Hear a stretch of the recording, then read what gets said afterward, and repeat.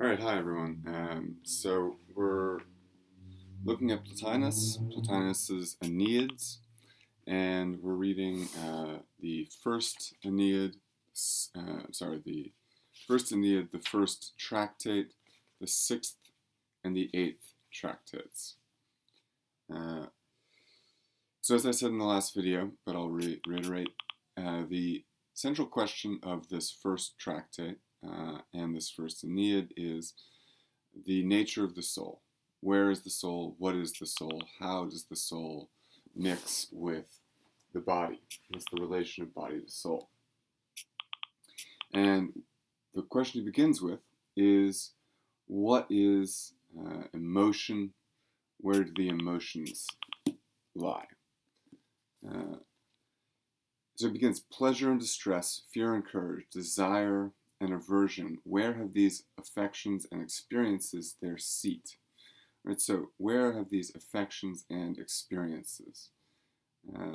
Meaning not just what Plotinus is interested in is not just emotion as something that comes from the inside, right, something we feel, emote, but also emotion and more generally perception and experience as an interaction with the external world. So two questions. What are the inner emotions, which are tumultuous and involve change? And then what is our broader relation to the external world? How are we affected by the external world? And so in both of these cases, we are asking what is the soul, which is an eternal and unchanging thing? What is the soul's relation to the changing world of emotions and experiences? He says clearly either these have their seat in the soul alone or in the soul as employing the body. That is to say, the soul as it stands apart, detached, as a separable thing, as Aristotle would say, insofar as the form is separable from the matter in thought, or in soul as combined with body, as what Plotinus will call the couplement of body and soul.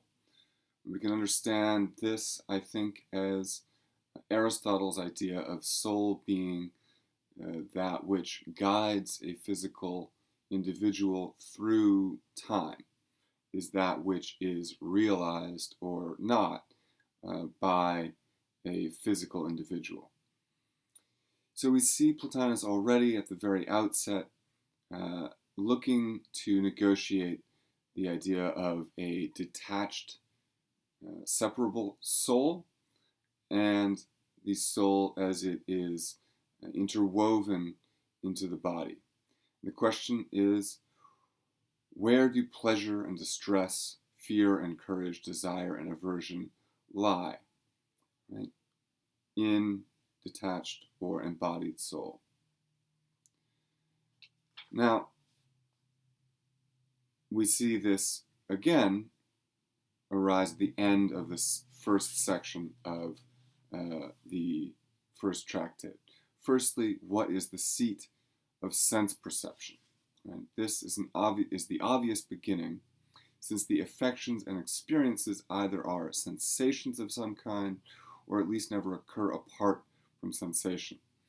So what Plotinus is pointing out here is that in order to understand where emotion lies, where pleasure and pain and fear and desire rest, we have to identify the seat of sense perception.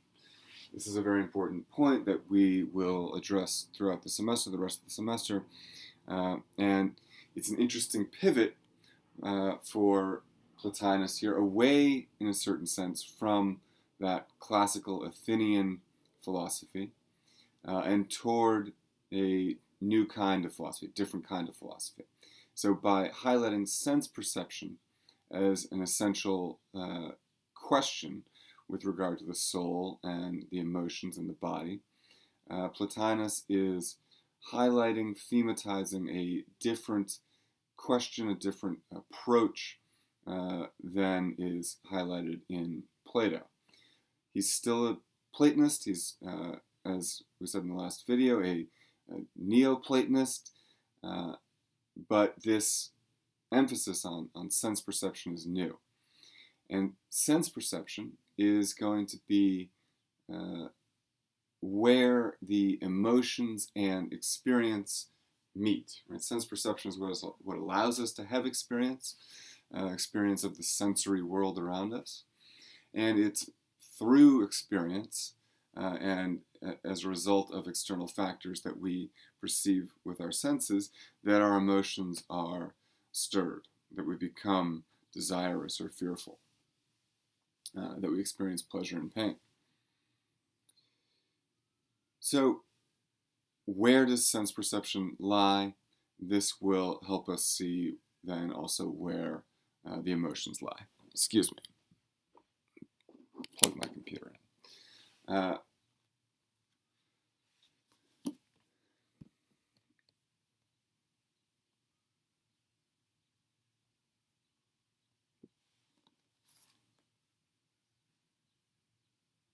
So Plotinus then goes on to give us several ideas about where this might lie, but also ideas about how we should think about those two different kinds of soul that he outlined at the beginning, right? The detached and the embodied soul.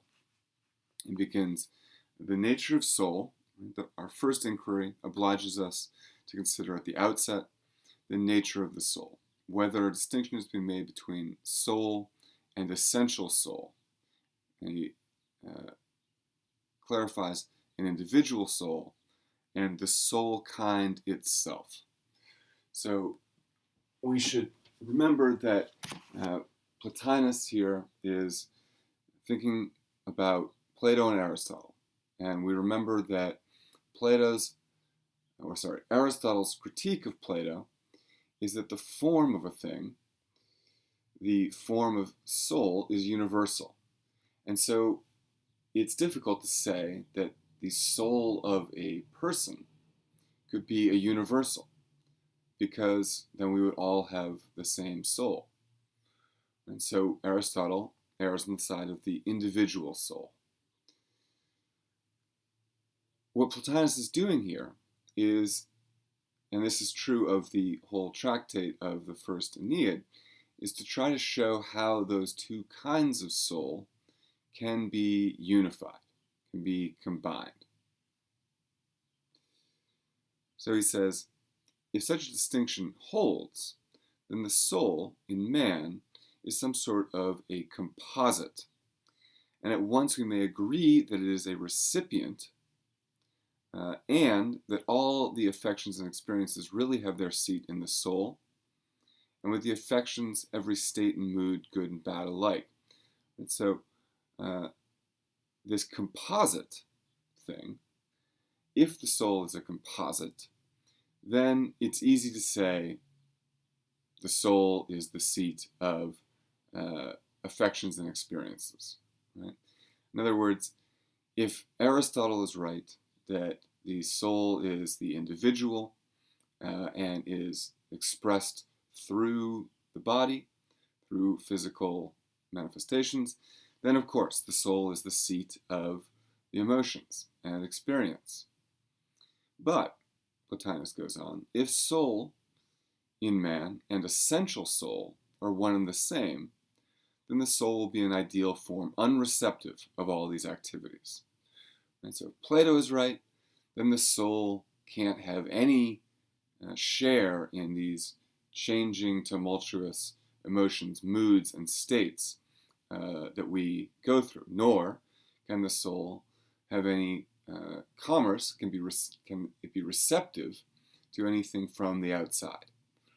The form is universal, but is also perfect and unchanging. It couldn't receive anything and remain what it is. If it were to receive anything, it would change. If it were to change, it would become imperfect, something other than itself.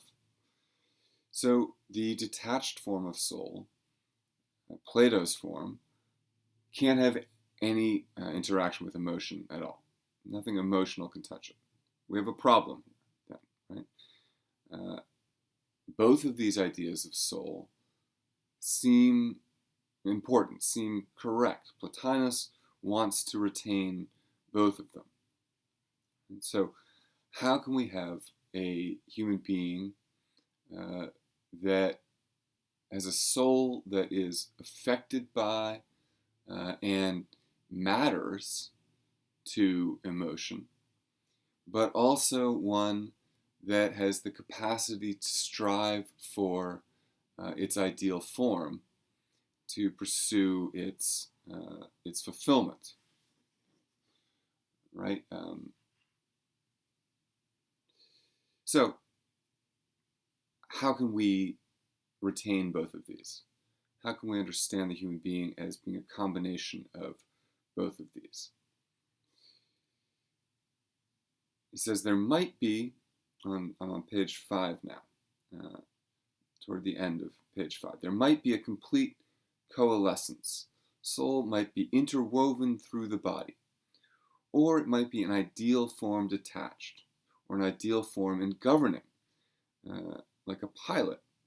Or there might be part of the soul detached and another part in contact, and the disjoined part being the agent or user, and so on. Now, all of these scenarios have their drawbacks, their problems. If the soul is interwoven into the body, then, right, where do we find it? How can we identify soul within body? If it's interwoven through the body, is soul in every part of us? And if so, why then is it something special? How can we ever be governed by it?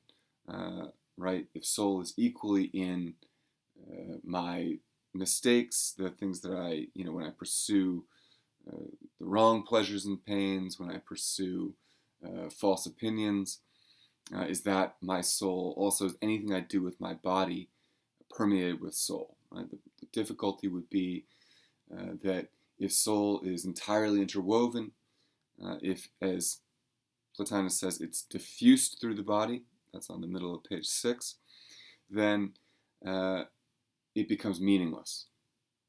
That's the critique that Plotinus offers us here. But as we've seen, the problem with the universal soul, the soul form, is that if it is completely detached from our bodies, detached from our experience, then what use is it to us? How is it ever going to have an influence on us and impact us as the sensing, experiencing things that we are?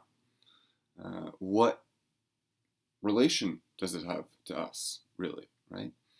And how can we really say it's part of our being as individuals? This is in particular important when it comes to questions about suffering and judgment, as he says on page 7. If suffering is not something that happens to the soul, then is it something that we ought to care about? We know that Plotinus has a sort of Christian perspective here, and as we'll see in the next 2 tractates we're going to look at, he thinks that matter and the physical body are the sources of evil and of ugliness.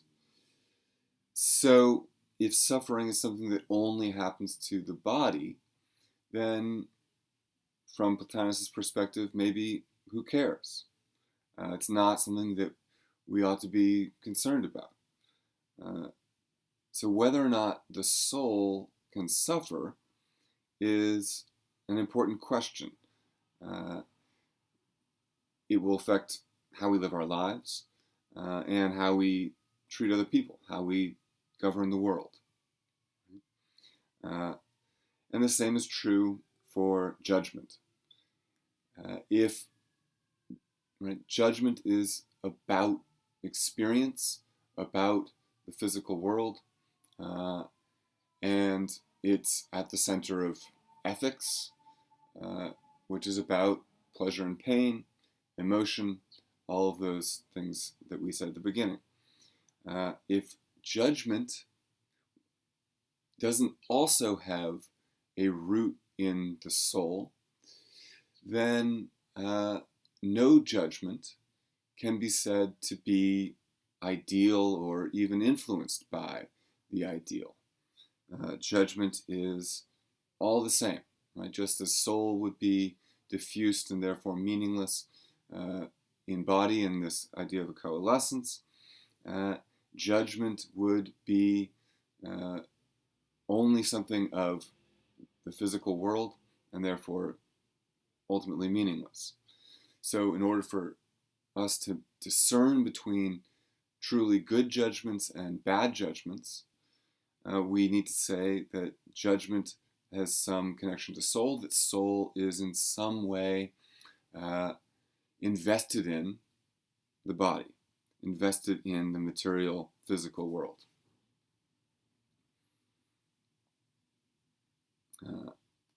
Does that make sense?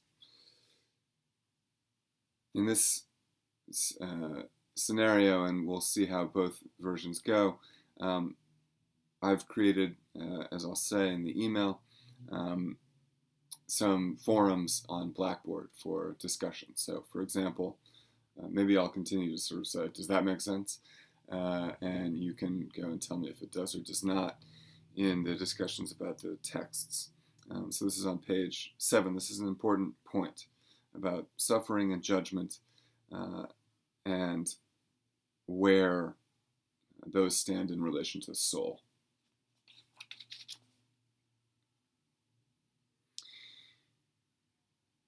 Now, what Plotinus' answer is going to be is that there are, in essence, two different kinds of soul. There is the soul that belongs to the couplement of body and soul, and there is soul that stands outside of that couplement. Now, let's look at page 9 here. Let's begin actually on page 8 with section 7 here. The truth lies in the consideration that the couplement subsists by virtue of the soul's presence. This, however, is not to say that the soul itself gives itself as it is in itself to form either the couplement or the body. Okay, so I suggest reading that section a few times. The truth lies in the idea that the couplement subsists. Subsists means, right, that it, well, you know what subsists means, but it's a specific philosophical idea that what causes a thing, what is the first cause of a thing, is also going to be the immanent cause of that thing as it exists.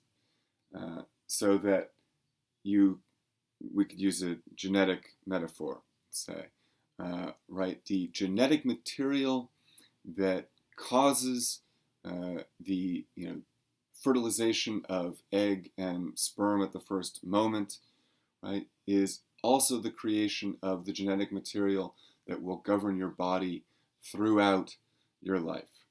The first cause is also the immanent cause.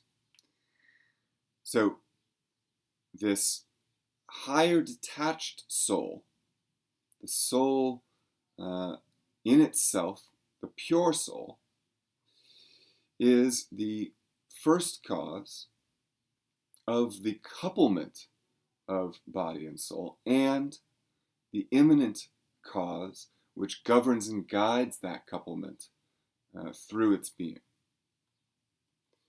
says, this, however, is not to say that the soul gives itself as it is in itself to form either the couplement or the body.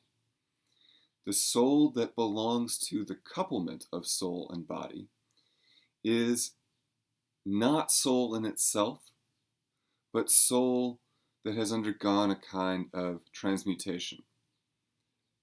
No, from the organized body and something else, let us say a light, which the soul gives forth from itself, it forms a distinct principle, the animate. Okay, so first thing to point out here is that the way that Plotinus is describing this is that the soul, the detached, pure soul, is a light that shines on the couplement of body and soul. Soul as couplement. Soul, right, if we can remember this vocabulary, soul qua couplement. A light which shines on that, meaning that that soul is detached, unaffected by what happens within the couplement, but it is that which shines the light on the couplement and gives it its distinct principle, the principle of the animate. Right? Life is governed by a principle. That principle is like a light shone from soul itself. What the animate is, the thing which is illuminated by the detached soul, is the couplement of this other soul and the body. So he says, and in this principle are vested sense perception and all the other experiences found to belong to the animate. So this principle of the animate is what connects body and soul through sense perception. Sense perception is the principle that connects body and soul. Okay. So he goes on, but the we, how have we sense perception? I think what he's getting at here, by highlighting this we, is the human community. And what he's pointing out is that for all humans, sense perception works the same way. We see the same things. We experience the world in more or less the same way. So we each have an individual experience. But there is also a universal form of human experience, which is the principle of coupling soul and body for the human. This form of sense perception is something that we'll talk about more as the semester goes on.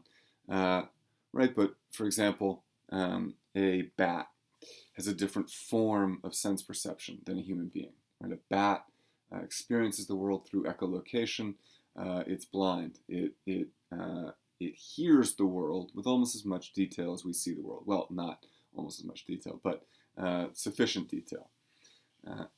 A dog has a much better sense of smell than we do, and much worse sense of sight. A fly has a kaleidoscopic eye that sees the world as though through a kaleidoscope, right? So these are different forms of sense perception and different principles of animation, different principles of life. So our particular kind of soul is coupled with our particular kind of body, and that couplement makes the animate, and the animate is governed by this principle, which is like a light shone on us by the detached, universal, and pure soul.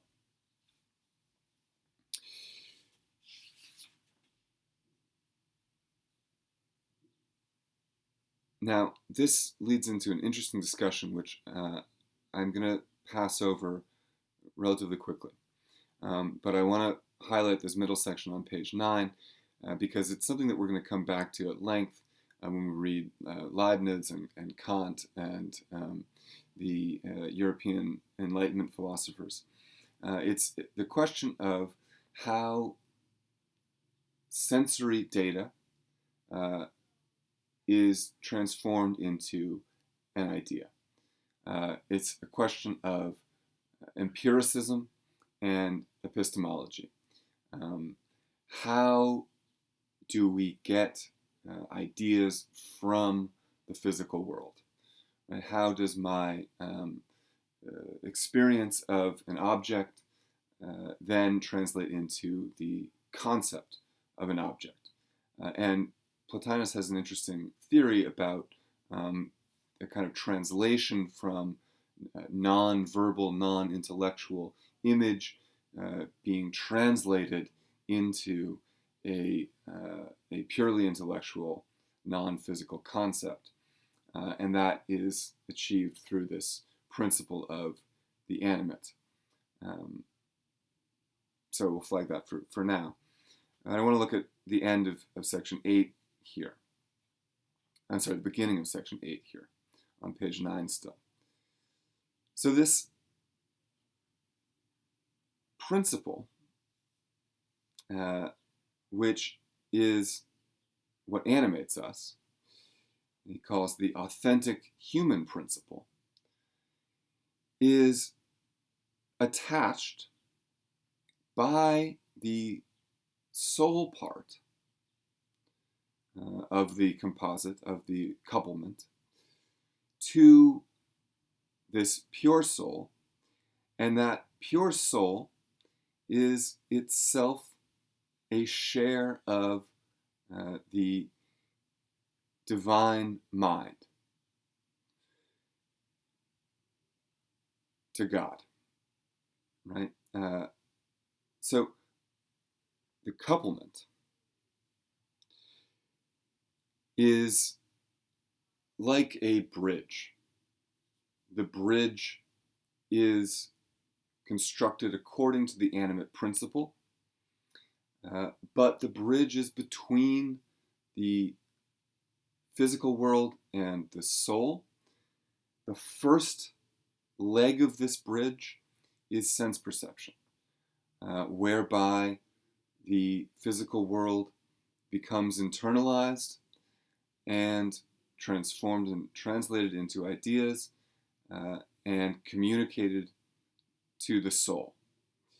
The second part of this bridge, however, is the soul qua couplement reaching out to the pure soul, which is itself then a further bridge to the divine mind, to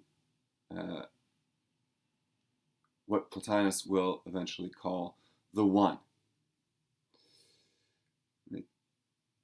A stepwise process. We can see the Platonic undertones here very clearly. A hierarchy of being, right, where the body is on the bottom rung, soul as couplement is just above it, then the animate principle, then the divine mind. Now, continuing with classical philosophy, both Plato and Aristotle on this, the way that the soul, as part of the couplement of body, with body, the way that the soul as couplement reaches out to the detached soul of purity is through the intellectual principle, through the mind. Through rationality, through the logos, through all that stuff, right? Through true thinking. Okay. And about this divine mind, he says, this is also where we possess the summit of our being, right? The highest point in the hierarchy. And we have it either as common to all or as our own immediate possession.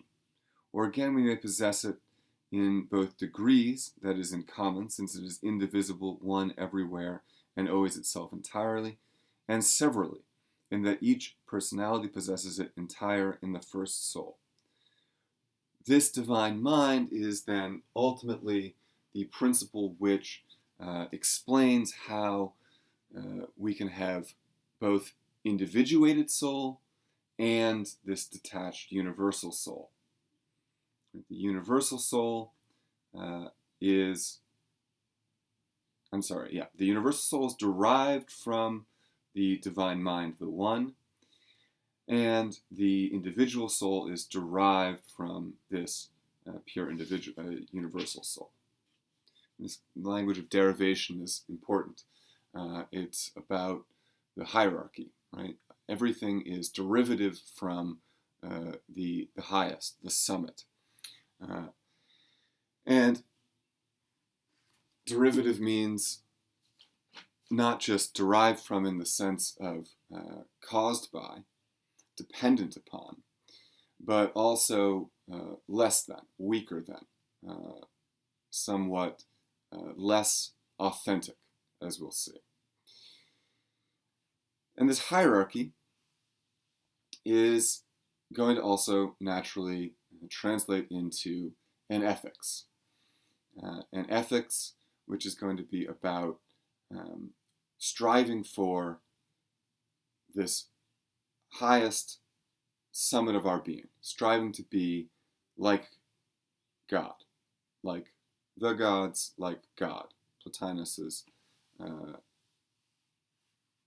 not using the Christian God here, but is thinking about God as a one, right? So he's very close to being Christian.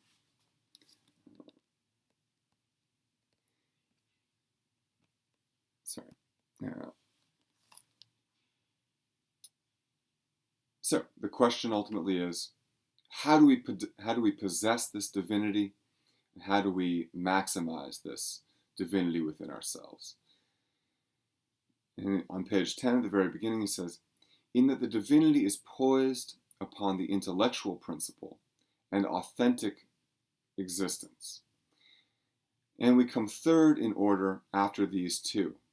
For the we is constituted by the union of the supreme, the undivided soul, and that soul which is divided among living bodies. So, this we, who come third after the animate principle and the intellectual principle, which is the bridge beyond the animate principle to the higher kind of being, the higher soul, we can strive to maximize our share of the divinity, to become the most excellent and most ethical humans we can be by following the intellectual principle, by following reason. Now this is a nice continuation of this metaphor in language. It says, for, note, we inevitably think of the soul, the one and undivided in the all, as being present to bodies in division. Insofar as any bodies are animates, the soul has given itself to each of the separate material masses, or rather it appears to be present in the bodies by the fact that it shines into them.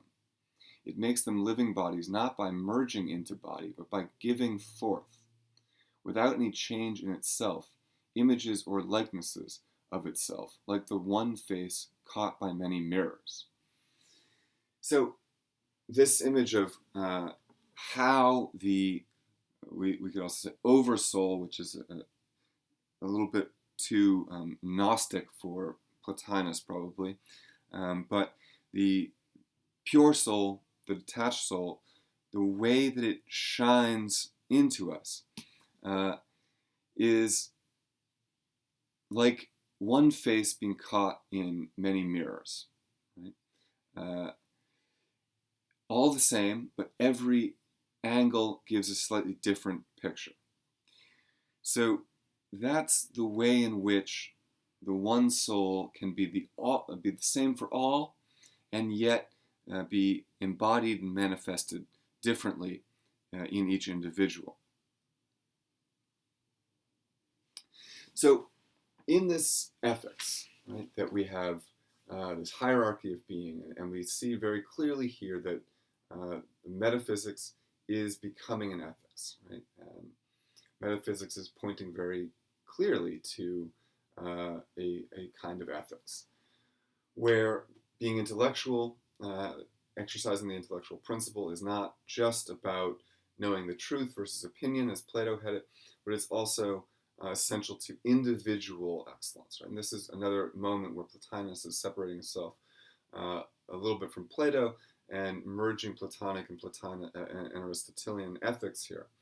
The Platonic idea of ethics becomes individuated. Right? You want to follow that share of the oversoul, the form of the soul that is uniquely yours.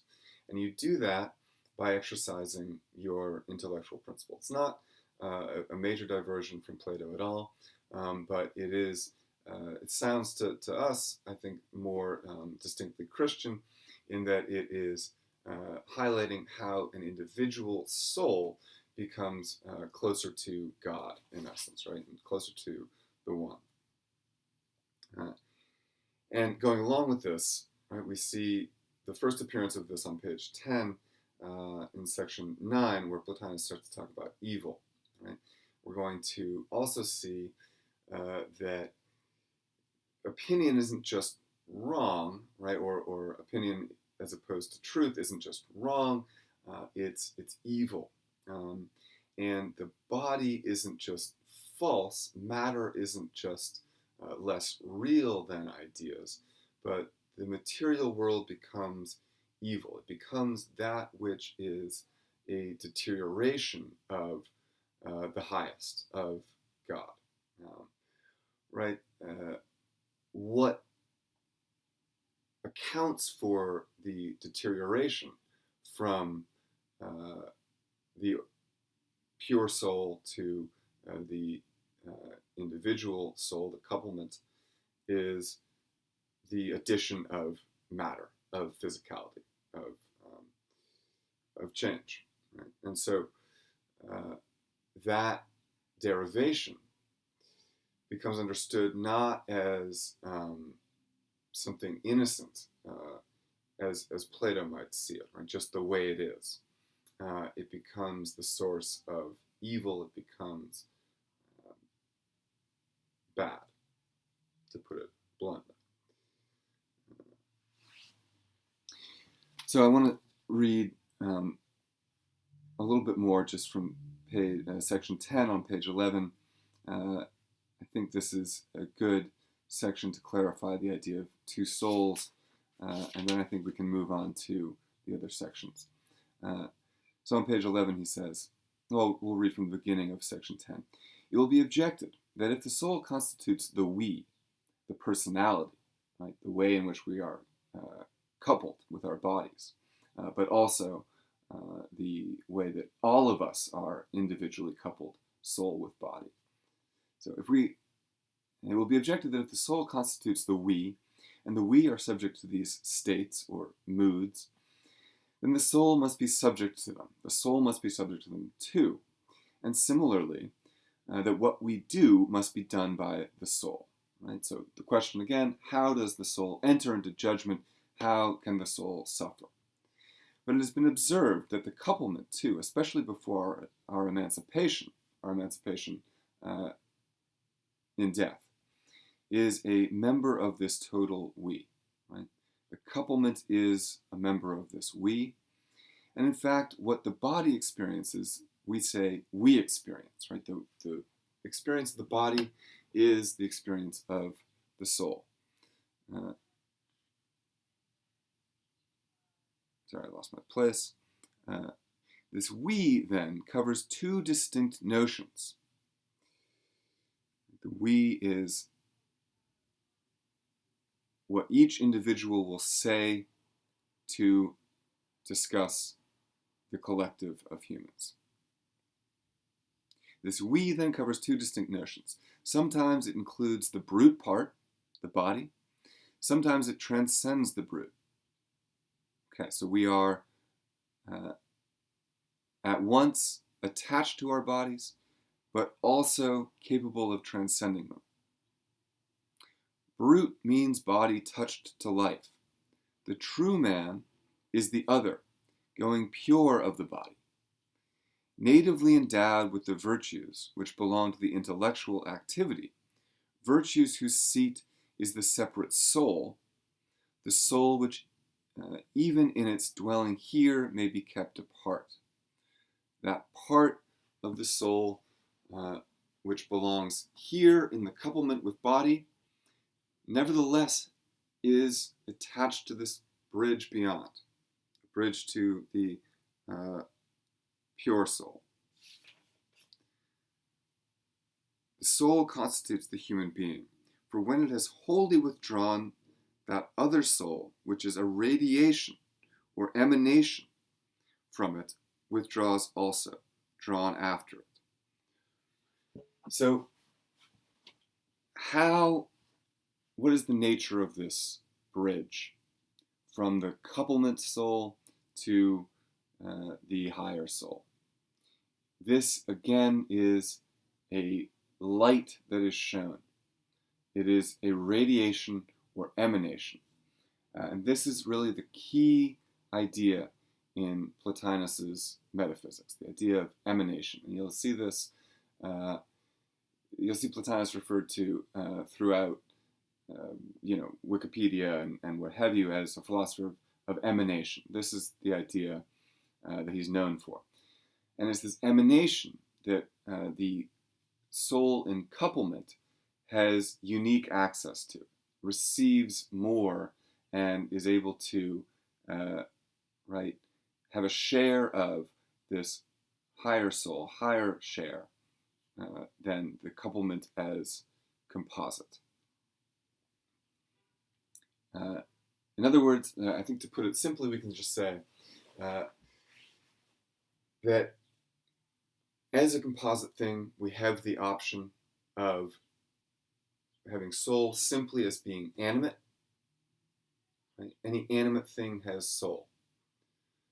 But because we have the kind of animate principle that we do as humans, we have an intellectual principle. That intellectual principle allows us to receive more signals, more information from the emanation, the radiation that gives the animate principle in the first place.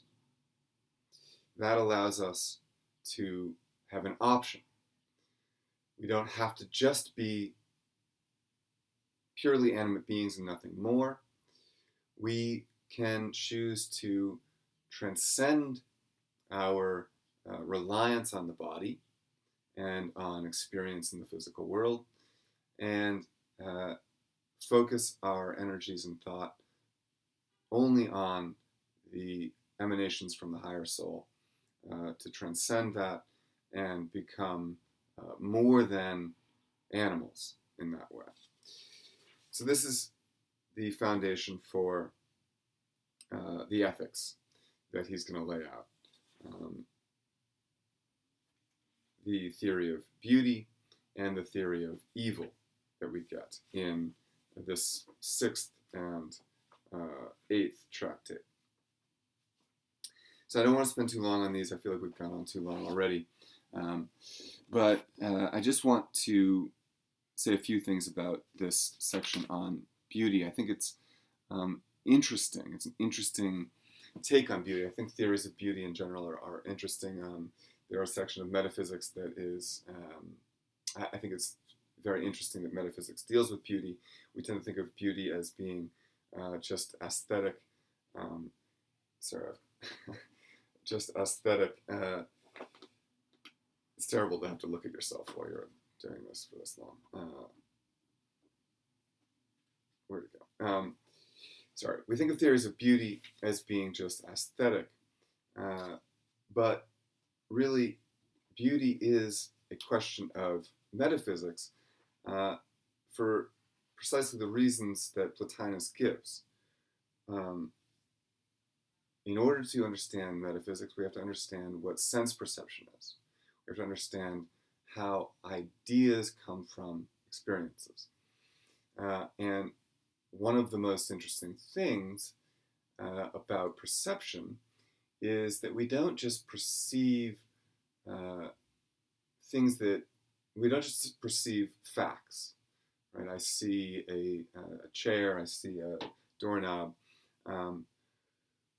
nor do we just perceive things that we desire biologically, right? We see something that looks delicious, we want to eat it. We smell something delicious, we want to eat it. We smell something disgusting, we want to avoid it. Or we see someone we want to reproduce with, we pursue.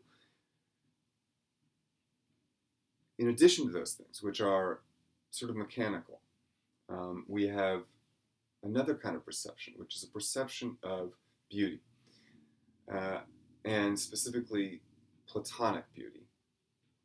And this is what Plato calls Platonic love. And ultimately what Plotinus is engaging with here and investigating is the idea of Platonic beauty. And we saw this a little bit in our discussion of the cave allegory, and specifically the education of the philosopher, which ends with harmony, right? And an understanding that harmony is organized mathematically.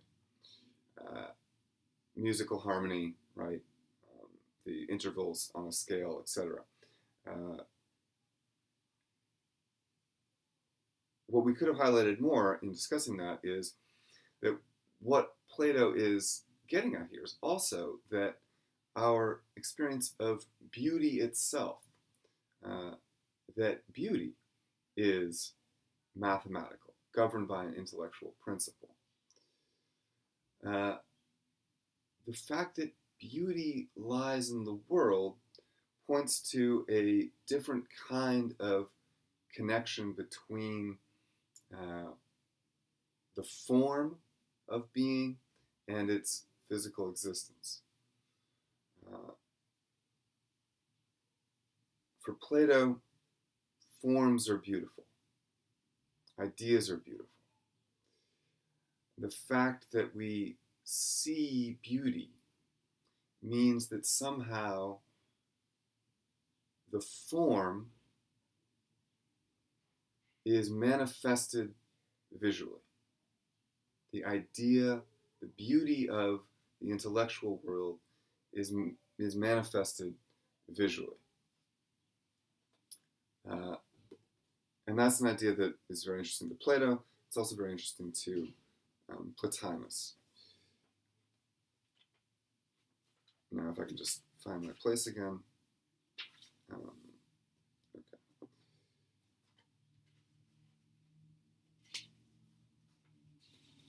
So what Plotinus' theory of beauty is when matter becomes correctly organized.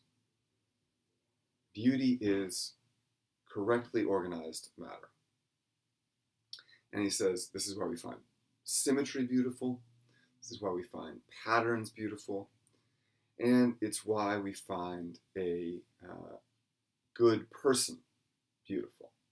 It's why we find justice beautiful. All of these examples are examples of matter manifesting itself in the correct organization. And so,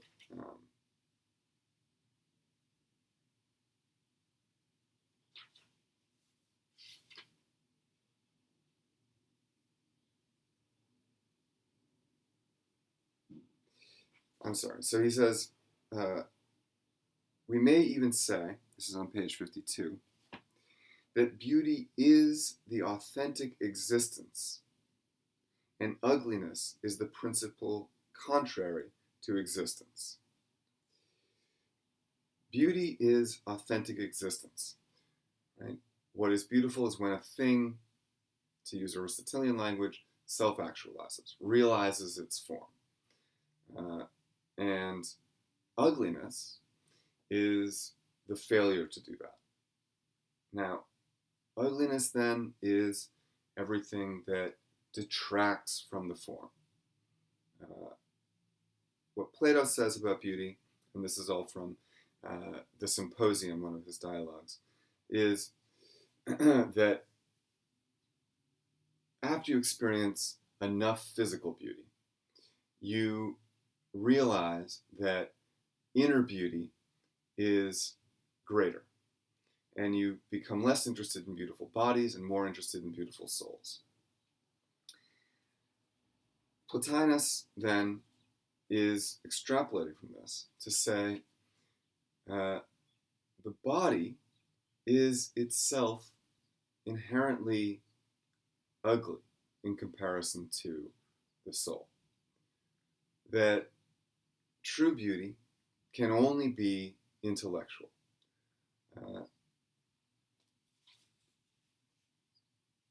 Now, I said already, but I'll reiterate that this is, again, a sort of translation of Platonic philosophy into a kind of Christian framework, right, where the formerly simply false becomes the evil. And he's doing this, again, through the idea of beauty. So, I think that's all I'll say about beauty. And we have discussed the idea of evil throughout. I don't want to get into too much detail about that either. But I do want, again, to highlight one more idea in Tractate 8, the nature and source of evil. We've discussed the hierarchy of being, and I've said a little bit about what he says on page 56, right? That, and this is at the end of the second paragraph. The intellectual principle and the soul, being ideal forms, would know ideal forms and would have a natural tendency toward them. But who could imagine evil to be an ideal form, seeing that it manifests itself as the very absence of good? So what Plotinus is setting up here is the idea that evil has no form. Evil is the absence of good. Evil is that which detracts from the good, but has no positive power, as it were.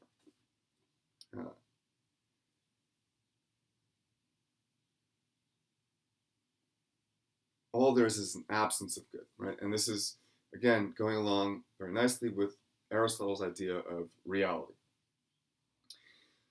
The good is the real. The actualized is the real. So when we are self-actualized, we are most real and therefore most good. And anything that is taken away from that reality is unreal, right? Every part of ourself that is not part of the actualized self is less real and worse, right? So Plotinus is just saying, essentially, the Aristotelian idea of unreality is also the idea of evil.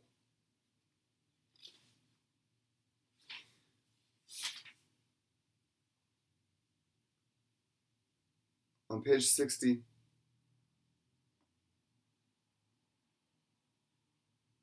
he makes this very clear.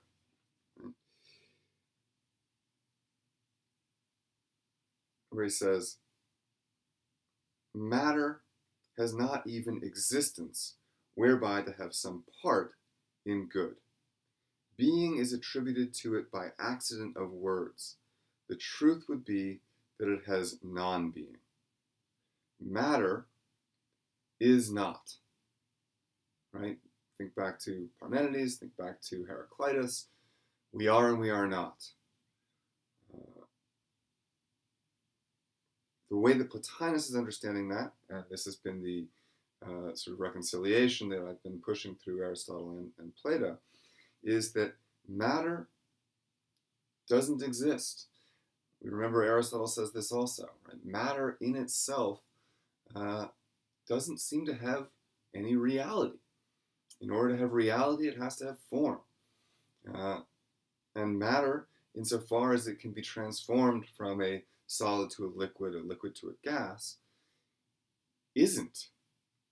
Somehow doesn't exist. And Plotinus is reinforcing this, and he's going to say that the takeaway from that is that the physical world is not just less real, but it's also uglier and evil.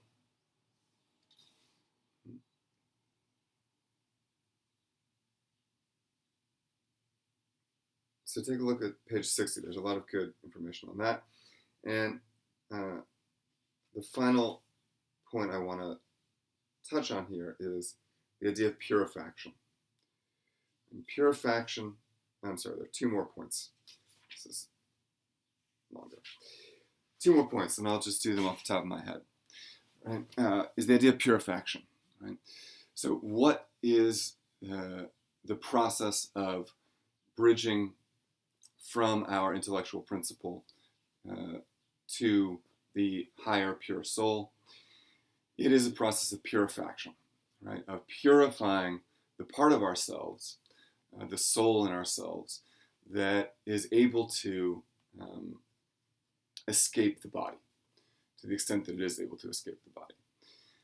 And this purification comes through the disavowal of the body and all things physical beauty, physical desires, all of that to the greatest extent possible. We need to focus ourselves only on the intellectual, on the pure oversoul, and ignore physical pleasures and false opinions, and in general, the world. Right? The physical world is being set up as being evil here.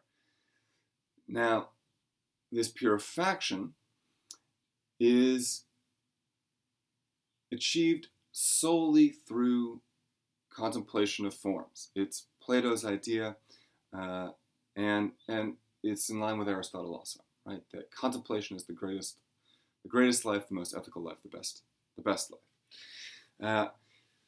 However, he wants to make a clear distinction between the classical idea of virtue and this idea of purifaction. Right?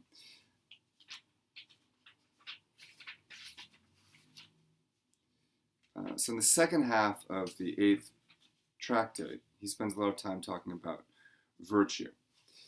And virtue is the Greek word arete, meaning excellence. It means how to be excellent. Right? Ethics is the habit of excellence.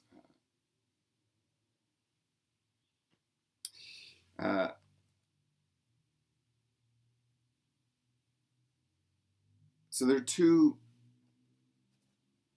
paths to the good. There's purifaction and there's virtue. And virtue, the reason I paused for so long is we would have to go through a lot of Aristotelian ethics that I don't think we have time for, and we have all the time in the world now, but that I'm not going to get into.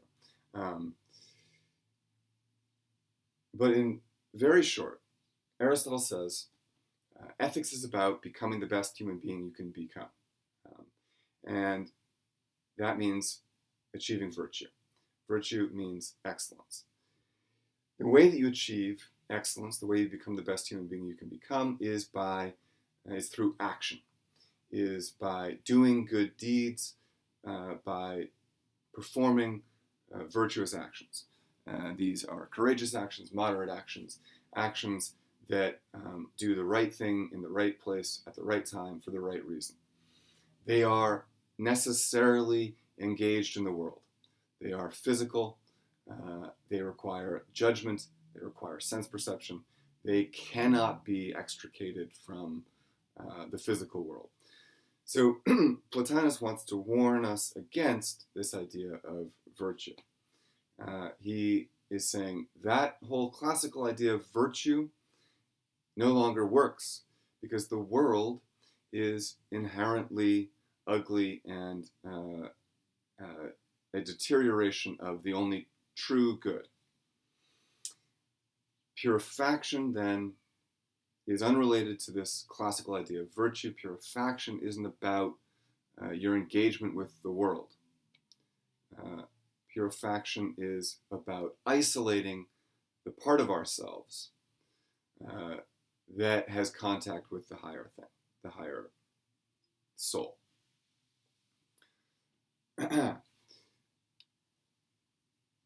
So, I think we're going to cut it there. I don't even know how long we went. Seems like too long. This is not an ideal way to teach. It's much more difficult than I thought it was going to be. We're going to have class over Zoom, and hopefully that will make things better. But maybe this works for people. In any case, signing off until then.